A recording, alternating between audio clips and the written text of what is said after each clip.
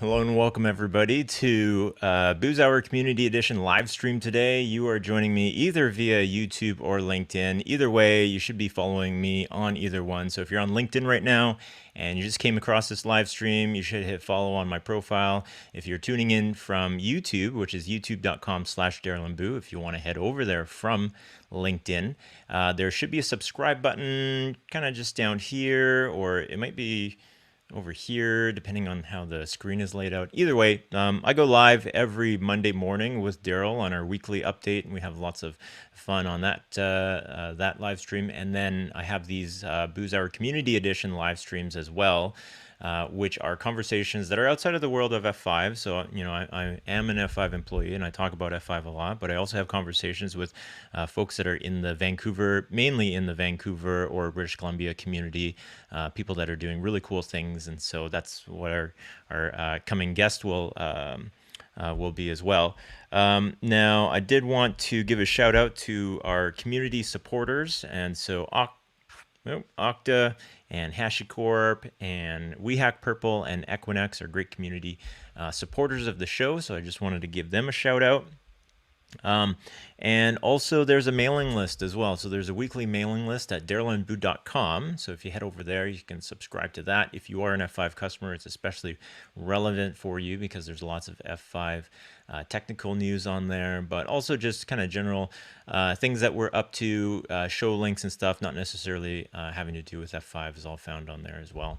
So without further ado, I'm going to bring on our guest today. And by the way, if you are looking at the community edition and you enjoy this, there's a bunch of other community edition content as well. So there's all of what I'm calling season 2, which is all the shows that I've had so far in the last few weeks here. All the archive is on youtube.com/DarylandBoo, but then all of the stuff from season 1, I'll call it, from last year is on there as well.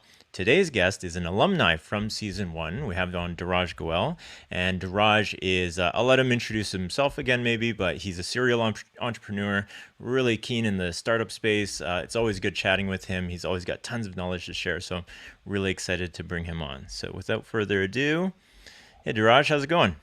Good. Good to have you. Good to have you back. You are the first season 1 alumni to come back on the show, so I didn't scare you off from season 1, or it didn't tarnish your reputation so far that you know of, I guess. So you accepted the call to come back on. Well, I mean, your show has upgraded significantly since season 1.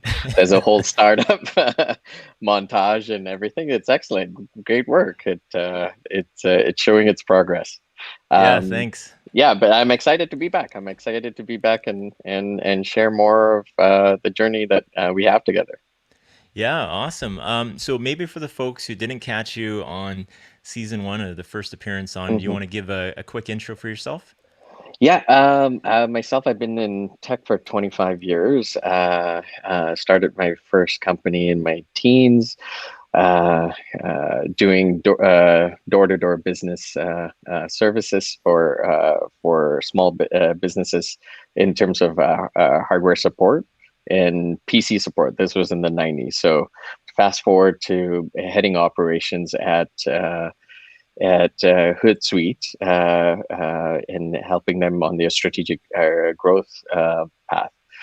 Um, I left my corporate world about 4 years ago because I wanted to focus more on the venture space. Vancouver is a very unique space, and we've seen that in the last 6 months with 6 to 8 months with six billion-dollar unicorns getting created in our little town.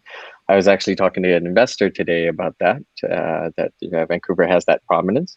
What we also have a lot of is great founders with great solutions that have a challenge to go to market. And having been in this space and having worked in that capacity of helping companies scale from the inside out and the outside in, as an entrepreneur as well as an operator, and dealing with all the problems of growth that you can have, from people to systems to process to technology to F5s when we bought them from you. Understanding all those elements are critical needs that a lot of startups need. And that's what we do at our company. We're a venture catalyst.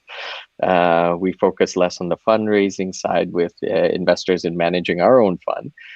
We work with funders and a partner of VCs and investors who invest in the companies we bring to our portfolio, and we identify companies that are potential winners, and we make and we help them get that operational understanding, that growth understanding, their go to market, and then we help them grow with funding. And we've got, I think, about 7 companies in our portfolio now. Oh, wow.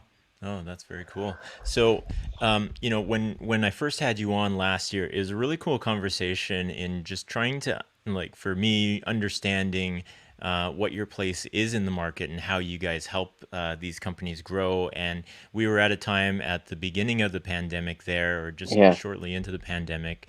And for me, I was trying to understand what are the things that are going to change over time in this. And we didn't know how long it was going to be, but it seemed like some companies were more well positioned than others. And it was obvious that you and your portfolio companies were positioned well, or you were going to be able to kind of steer them into good positions. Maybe we can get an update from you, Yeah. over the past year, how things have gone, how your portfolio companies have done. Yeah. So, well, that was an interesting time. I think when we had our session last, the daycare was closed and my kids were home, and I have a 2-year-old and a 4-year-old. So you can imagine the chaos on the regular. So that was a trying time, and it was for a lot of people because they were in similar boats. I think what was also evident was that the folks that were already working from home and learning how to manage that were more capable of adjusting than the folks who were in offices. And predominantly, the companies that are not in offices are usually startups. So they were well positioned to deal with that dynamic, at least to a certain degree. Whereas companies, I think, that were not accustomed to working remotely, there's a lot that happens in an organization that isn't process, is just people talking to people in a human way.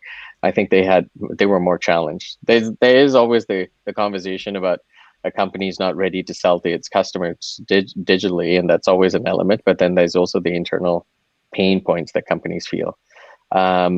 So that I think the pandemic introduced that. But in terms of our portfolio, there was a lot of adjustments. We're focused on healthcare, CPG, deep tech. So when you look at the spectrum of companies, each had their own challenges.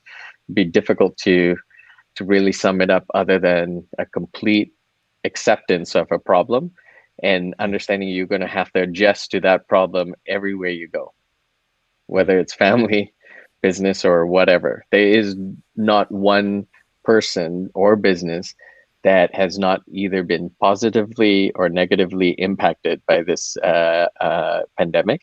And by positive, I don't mean that they are not personally impacted, but I mean their businesses are significantly more validated due to their remote nature. And actually, a lot of Vancouver companies raise a lot of funding based on that as well. A couple of friends at Dooley and Clue raise multi-digit $1 million Series A's in support of their growth. So I think that's what we're seeing. We're seeing this this adjustment for the unprepared, the remotely unprepared, and the companies that were already on that path or designing solutions for that path flourishing. Yeah, interesting. Maybe we can kind of steer into the subject of money. It seems like, we saw, you mentioned like companies getting funded. Are you seeing more VC money out there right now? Are they looking for deals? Are they looking for opportunities? Or what's the mindset of the money? Well, I think the mindset of the money is basically the mindset of the individuals running the money, and they're all stuck at home. And they're all in front of one screen or another. And no one's trying to have a conversation about meeting up for coffee or any of those kind of things. It's basically meeting to meeting to meeting to meeting. Like I don't know how your day is, but if I don't take a bio break, I'm going back to back, and that has intrinsically caused this huge flow of funds because everyone's more captivated to a screen, to a decision, to an outcome, to a perspective, to more deal flow. Our productivity is shot through the roof, right? And when it comes to that, it doesn't mean that it's not at some level of pain from a mental health perspective, but the money is flowing a lot more, and it's not going into the traditional businesses like commercial properties, which predominantly would take a lion's share of investment. So I think money is flowing a lot more. That's the evidence by the unicorns we've established in our province in the last, or in our city actually, in the last 6 to 8 months. Money is flowing. Doesn't mean it's flowing to stupid things, but it is flowing a lot more. People are making bigger bets on anything that gets them to a more digitally enhanced life solution, whether it's in business or personal. So another question on top of that: where do you think that money was already sitting there? Do you think VCs were like? How do you think VCs? It just seems like they're a little bit more flush with money right now. Do you I think that think was pent up? a lot of it was pent up. There was pent up because money is always looking for more ways to make money, and if there's a lot of money that's not deployed, it's just sitting there, right? In its lowest return level. There was I think, and because things are happening a lot more, and it's becoming more evident that we're all captivated to a singular outcome. The whole world is, right? So now the VC money is making bets on what the future is going to be, and that future is going to be some digitally enhanced outcome. So if you're going to make bets, then now's the time, because you universally know where all of this is headed. Yeah, that's a good point. Really, do you see any specific trends that they're looking for? Then are they looking specifically for digital ready companies, or kind of Well, open it's to ideas? companies that build digital surface area. Digital by surface area, I mean some level of asset value in the digital space where you're part of a transaction that gives reality some form, right? So like look at NFTs. What the hell are those things? All right. There is open world or world something. I saw it yesterday. It was they've created a digital world, and you can buy NFTs of a mile by mile square foot property on the digital world, and people are buying it. So what is digital real estate? It's essentially Slack is digital real estate. They're owning that channel of communication. WhatsApp is digital real estate. Um, a platform that helps people identify fertility options and making it digitally enabled, so everyone who wants to have a baby knows where to go, and it's the place they go. It's the Kleenex of getting a baby, right? So that's Mm. digital real estate. And I think companies that realize that and know that they can own an undominated area, because now this has to be digital in a future pandemic, um, because we believe people will want this digital. That's where the investments are going. Yeah, very good point. Actually, a quick shout out here from our mutual friend Robin. Oh yeah, hi. Good to see you, Rob. Yeah. Um, another question here for you then. So you talked about like companies that were ready for work from home, startups especially ready for that kind of stuff. Are you seeing them hire locally, or because they were already kind of used to the idea of being pretty remote, are they going outside of Vancouver to hire the talent? Yes, yes and no. I mean, there's always the companies that are that need to be intrinsically global, who are going to have to hire global, or they have a very specific talent requirement that that demands that they look at other avenues. But when it comes to hiring, I think a lot of people would rather hire within the same city, even the same region of commute, um, because I think people still expect some level of closeness, like a Christmas party. Do you know Mm. what I mean? Yeah. But I think companies that were born that way to be remote, the hiring has never been limited. For them, it's wherever the talent resides. Mm. Yeah. Yeah, good point there. Wondering as well, like out of your portfolio companies, do you have anything that was, unicorn or approaching that unicorn status at this point, or still kind of incubating? Well, nothing like nothing at the point of unicorn. As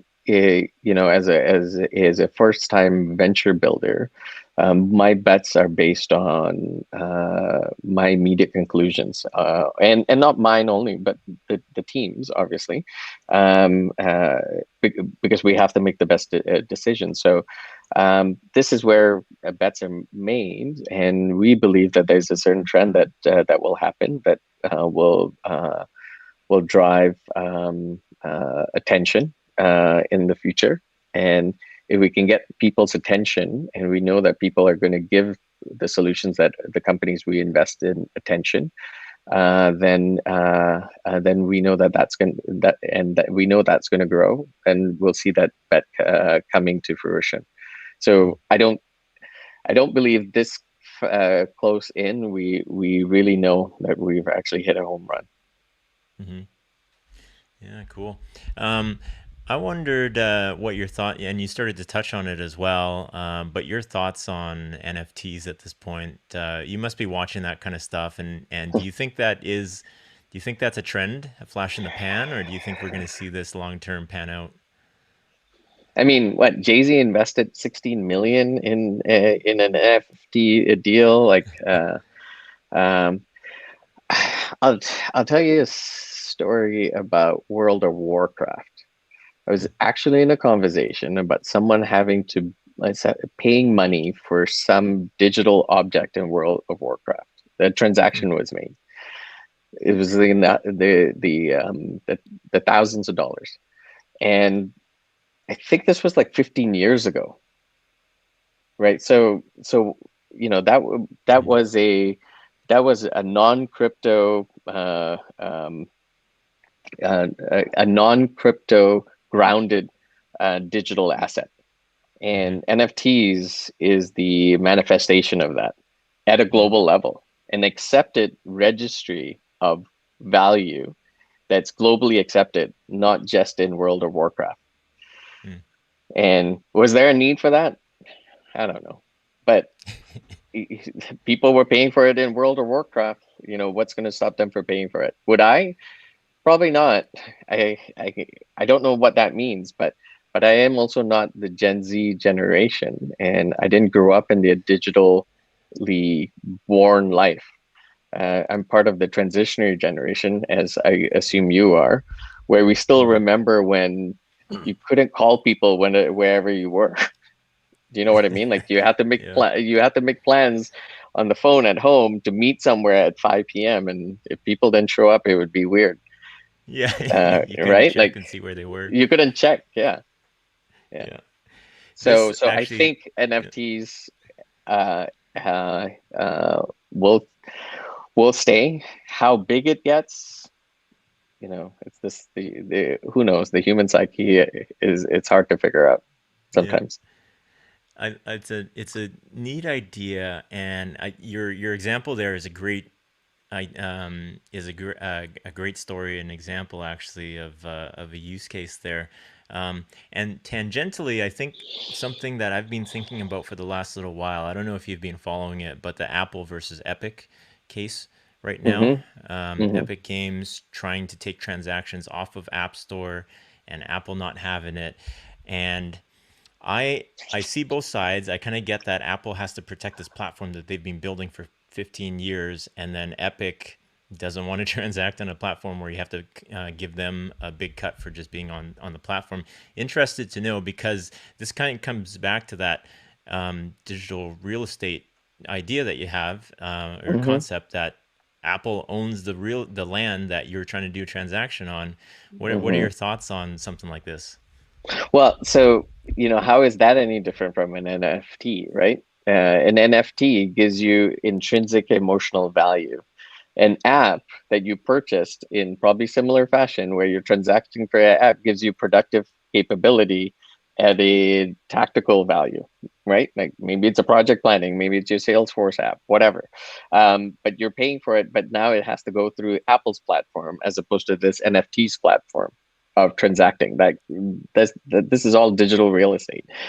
The problem with this is that everything's a marketplace, right? So the App Store is a marketplace, and they said, we've created this App Store, we're governing it, we're managing it, we're the government, and you got to pay your 30% tax because that's what the government needs to run this show.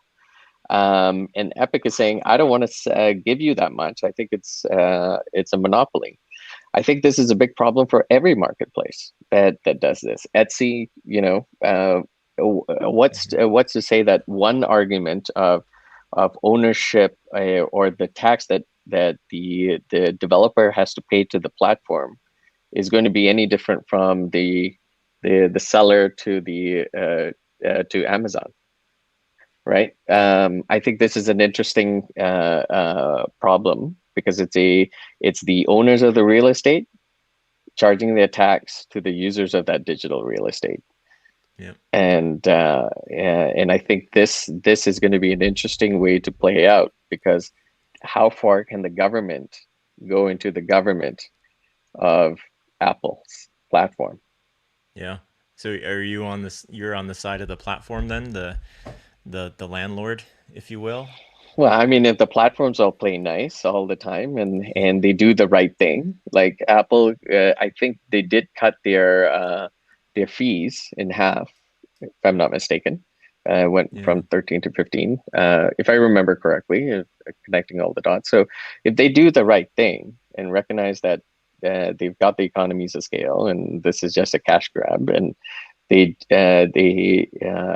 make the right decisions and show that they can self-govern, then so be it. That's less of your tax dollars paying for tax dollars to manage a private enterprise. Right. So, like, if Hmm. everything's a platform, how far is the government going to go into policing these platforms? And how Yeah. much is the taxpayer going to own to pay for all that policing? Right. So, I think it's an interesting problem. I don't know the solution, actually.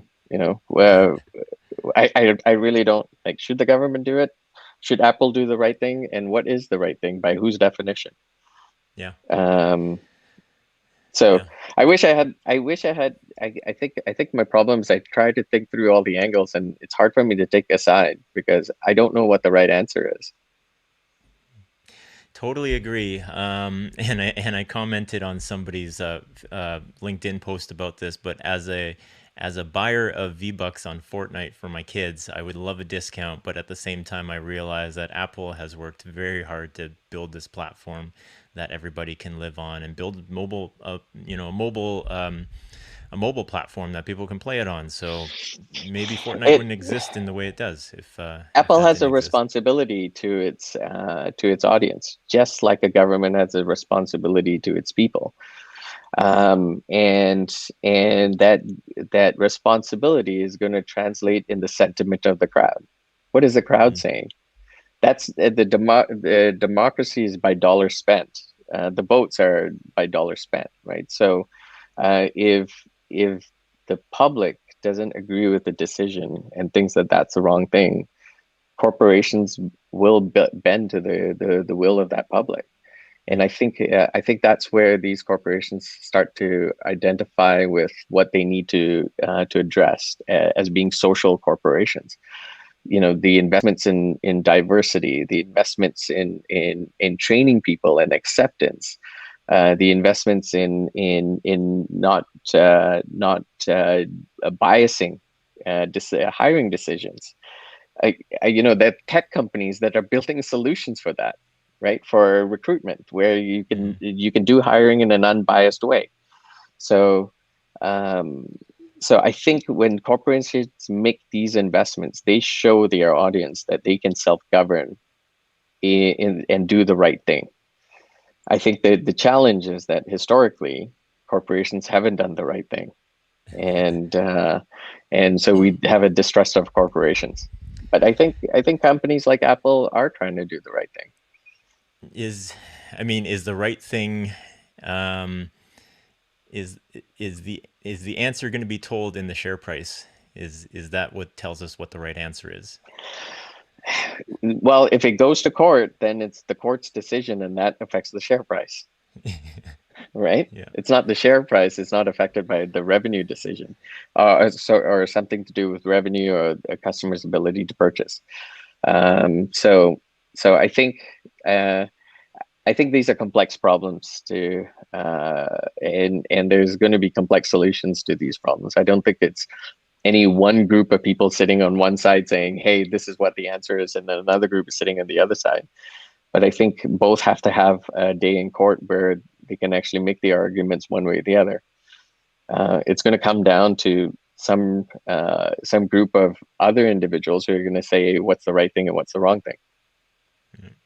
Yeah. Yeah, I agree. All right, we are at a half hour. That passed by very Yeah, quickly. yeah, So thank you, Diraj, for coming on. We'll look for you in season 3 as well. But it's great to have you on yes, and thank great you. to get an update. Yeah, my And kids are in daycare, so I'm a little bit more calm Okay. this time. Yeah, that's awesome. Very Yeah, cool. All right, thanks a lot, Diraj. For everybody who is following along, we will have one more yeah. episode in season 2. So make sure you subscribe, follow on LinkedIn and whatnot. To follow Diraj, best place to follow you. It's actually on LinkedIn. I'm Cool. not I don't post as often as much as I like to, but LinkedIn is probably where I spend most of my time. All right, sounds good. Your profile will be tagged on the recording anyways, so people can find you Okay. there. All Okay. right, thanks a Sounds lot, good. Diraj. All right. Talk Take to you care. later. Thank you. Bye. Bye.